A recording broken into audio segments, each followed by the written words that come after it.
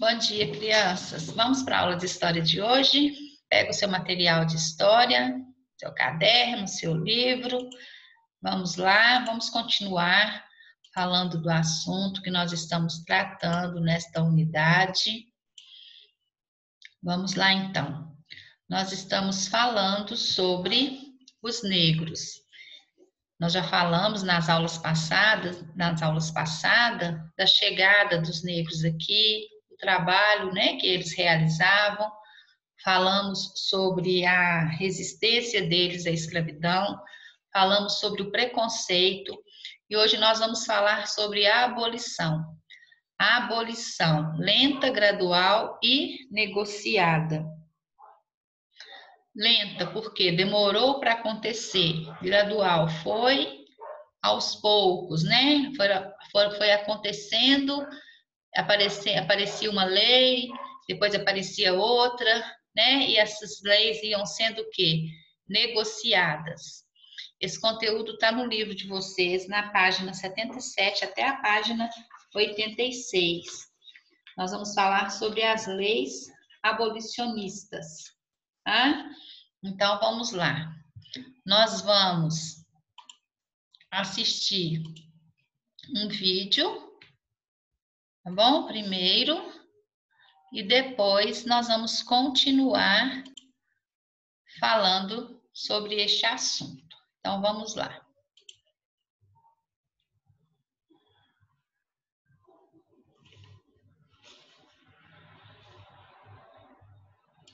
Durante 3 séculos, o trabalho escravo foi a principal mão de obra do Brasil e quase 5 milhões de pessoas foram trazidas à força da África. As lutas contra a escravidão existem desde o início de sua exploração. O caso mais importante foi em Alagoas, na Serra da Barriga, no século 17, onde existiu o Quilombo de Palmares, liderado por Zumbi. Uma das mais notórias rebeliões foi a Revolta dos Malês, em 1835, que pedia a libertação dos cativos e a liberdade religiosa. Sob pressão, inclusive de outros países, como a Inglaterra, Dom Pedro II oficializou a proibição do tráfico interatlântico de escravos com a Lei Eusébio de Queiroz, em 1850. A Guerra do Paraguai também foi fundamental para o abolicionismo no Brasil, já que as tropas incluíam escravos que lutaram com a promessa de receberem em troca a alforria. Depois do conflito, vários intelectuais, escravos libertos e veteranos de guerra criaram as sociedades abolicionistas. Uma figura importante no movimento foi José do Patrocínio, filho de uma escrava alforriada e de um padre. Foi redator do jornal Gazeta de Notícias, onde iniciou uma campanha pró-abolição. Ele fundou a Confederação Abolicionista, que reunia todos os clubes abolicionistas do país. O governo brasileiro, para acalmar os ânimos, instituiu 2 leis. A do ventre livre, em 1871, e a Lei dos Sexagenários, em 1885, que na prática apenas adiaram a abolição sem grandes vantagens para os negros. Foi quando, em 13 de maio de 1888, a princesa Isabel assinou a Lei Áurea e estabeleceu o fim da escravidão. Contudo, o governo imperial não garantiu direitos aos ex-cativos. Sem perspectivas e vivendo na miséria, muitos negros seguiram para os grandes centros urbanos, onde ergueram os chamados bairros africanos, uma das origens das favelas modernas.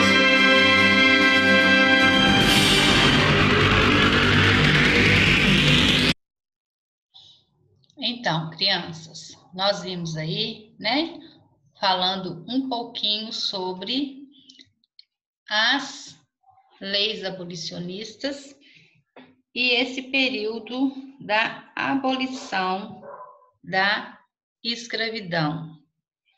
No século XIX, o número de pessoas contrárias à escravidão crescia em todas as partes do mundo. As pessoas estavam vendo que aquilo que estava acontecendo era totalmente desumano, principalmente no continente americano, que entre os séculos XVI e o século XIX foi o que mais recebeu africanos escravizados. O Brasil, crianças, era o país americano com maior número de cativos, com maior número de escravos. A escravidão, com o tempo, ela passou a ser debatida cada vez mais na sociedade brasileira. Então, existiam quem? Existiam os abolicionistas, que lutavam pelo fim da escravidão, porque eles enxergavam a escravidão como uma prática desumana. E realmente era, né, crianças? As pessoas viverem nas condições que eles viviam. Ninguém tem direito de tomar o outro, né, para trabalhar para ele, sem dar àquela outra pessoa um salário digno, né, em troca do seu trabalho. Isso era o que? Totalmente desumano. E além disso, né, deles não receberem pelo trabalho deles, eles não tinham lugar para dormir direito, não tinham que comer direito, apanhavam, né? Eram tratados como animais. Então, tinha os abolicionistas que defendiam o fim da escravidão. Segundo, né, algumas pessoas, a mão de obra escrava tinha que continuar, porque eles precisavam da mão de obra escrava, né? Eles precisavam de gente para trabalhar para eles. Mas, para os abolicionistas, a mão de obra escrava não favorecia o desenvolvimento do nosso país, uma vez que, como eles não recebiam salários, eles não poderiam o quê? Comprar o que não fortalecia o mercado brasileiro.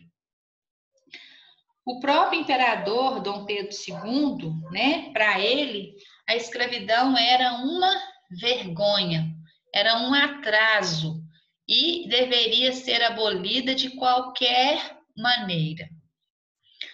Só que ele, no entanto, ele sabia que extinguir, né, tirar essa forma de trabalho do dia para a noite ia gerar vários problemas políticos, econômicos e sociais para o país. Aí, por esse motivo, né, o monarca, né, o Dom Pedro II, optou por um processo de abolição lento, gradual e negociado. Começaram o quê? A negociar essa escravidão. Começaram, então, a aparecer as leis abolicionistas. A primeira lei, né, que apareceu, ela alterou as relações escravistas no Brasil. E ela foi criada pelos ingleses em 1845.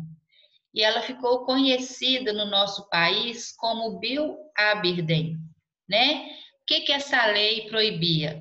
Ela proibia o transporte de escravizados pelo Oceano Atlântico. Então, essa lei proibia o fim do comércio escravo no Oceano Atlântico. Ela surgiu em 1845. Depois, em 1850, né, surgiu a Lei Eusébio de Queiroz. A Lei Eusébio de Queiroz, né, 5 anos após a lei do fim do comércio escravo no Oceano Atlântico, em 1845, surgiu a Lei Eusébio de Queiroz. O governo brasileiro instituiu, né, essa lei. E o que essa lei proibia? Ela proibia o tráfico dos escravizados para o Brasil. A Lei Eusébio de Queiroz, fim do comércio escravo no território brasileiro. Não podia mais se fazer o quê? O comércio de escravos no território brasileiro. Começou-se aí, então, a fiscalização das embarcações no território brasileiro. Depois de 1850, embora o número de escravizados que chegaram ao Brasil tivesse diminuído, né, diminuiu muito, o tráfego interno, né, os escravos que já viviam aqui, aumentou, tá? Porque as áreas em desenvolvimento passaram a comprar os escravos que já estavam aqui dentro. Então, aumentou o quê? Aumentou o comércio interno dos escravos. Quando você for ver o seu livro, lá na página 80, você dá uma olhadinha, tem lá uma foto dos navios negreiros. Os africanos transformados em escravos eram empilhados como produtos em prateleiras, em condições desumanas. Depois da Lei Eusébio de Queiroz, né, que foi criada em 1850, veio em 1871. Olha aí o tempo que demorou, né? Por isso que fala que a escravidão foi o que foi lenta, né? Então, foi em 28 de setembro de 1871 que foi aprovada a Lei do Ventre Livre. O que essa lei determinava? Ela determinava o fim da escravidão para todos os filhos de escravizadas nascidos a partir daquela data. Então, a mulher estava grávida, a partir daquela data, o filho dela nasceu. Então, ele se tornava o quê? Ele se tornava livre. Então, mas tinha um porém, de acordo com a lei, até os 8 anos, as crianças permaneciam sob os cuidados do senhor, né? Do dono dela lá, que deveria decidir, né? Sobre ela. Ele ia decidir, então, se ia receber ou não uma indenização do governo em troca da liberdade de seus escravizados, ou se os manteria trabalhando até os 21 anos de idade, tá? Eles trabalhando até os 21 anos de idade, ele teria indenização paga por meio dos anos trabalhados. Então, essa foi a lei do ventre livre. Depois, em 1885, né, quase 15 anos depois da lei do ventre livre, entrou em vigor a lei do sexagenário. Essa lei, o que ela falava? Que determinava que todos os escravizados com mais de 60 anos teriam a sua libertação imediata. Mas o que acontecia aí, né, crianças? Com 60 anos, ele já estava lá acostumado a viver, provavelmente ele não teria para onde ele ir, né? Mas foi a lei que surgiu, a lei do sexagenário. Boa parte deles não atingiam essa idade de 60 anos, eles morriam antes, por causa do trabalho duro, trabalho pesado que eles tinham. E quando eles chegavam nos 60 anos, a maioria deles já tinham o quê? Já tinham problemas de saúde.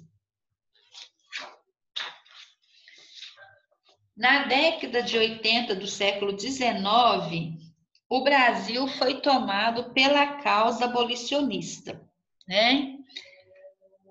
No dia 13 de maio de 1888, foi assinada a Lei Áurea, né? A princesa Isabel, que era filha de quem? Filha do imperador Dom Pedro II, assinou o documento que aboliu totalmente o trabalho escravizado em nosso país.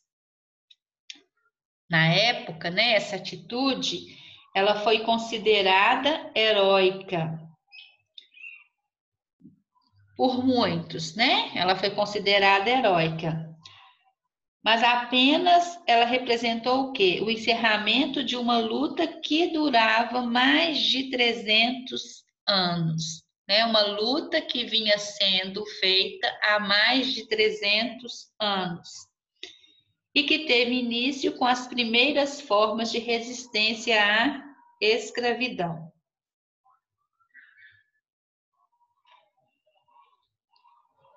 Então, nós tivemos aí as leis abolicionistas. 1845, fim do comércio escravo no Oceano Atlântico. 1850, fim do comércio escravo no território brasileiro. 1871, que foi a lei do ventre livre, filhos de escravos eram considerados livres.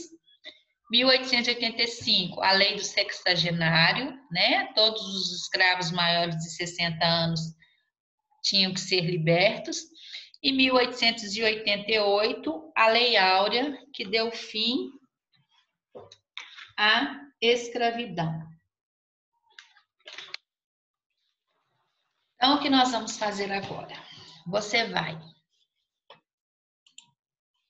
fazer as atividades das páginas 81 e 82,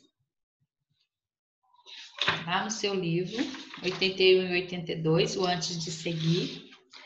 Depois você vai fazer as atividades das páginas 87 até a página 90, tá? Na página 86, nós temos lá um QR Code, você tem acesso ao QR Code, você vai abrir esse QR Code e vai ver por que o Dia da Consciência Negra não é comemorado dia 13 de maio, tá? Então, tem uma explicação aí para vocês.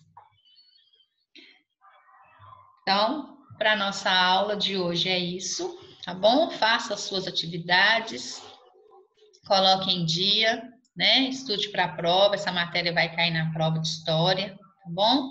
Não deixe de assistir os vídeos e até a nossa próxima aula.